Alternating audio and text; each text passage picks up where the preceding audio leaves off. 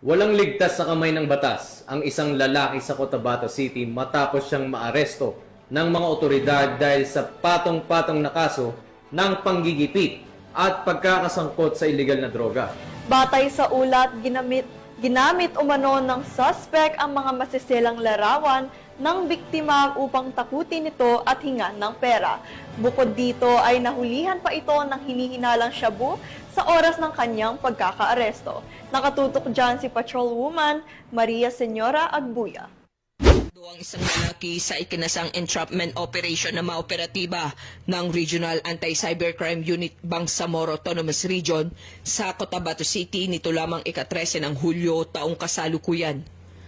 Kinilala ng mga otoridad ang sospek na si Elias Udin, residente ng Cotabato City na nahuli sa mismong pakikipagkita sa biktima matapos nitong pilitin ng babae na magbigay ng pera kapalit ng hindi pagpapakalat ng kanyang sensitibong larawan at video sa internet.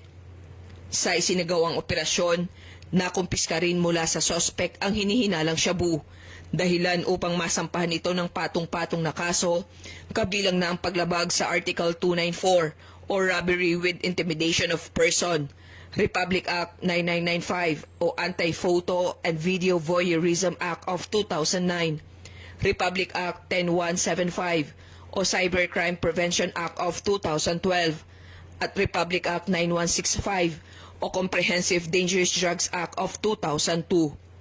Pinuri naman ni Police Lieutenant Colonel Arnold P. Acosta, Officer in Charge ng Regional Anti-Cybercrime Unit BAR, ang matagumpay na operasyon ng mga otoridad at pinaalalahanan ng lahat na huwag basta-bastang magtitiwala sa mga nakikilala lamang sa internet upang maiwasan ang mga ganitong uri ng pananamantala.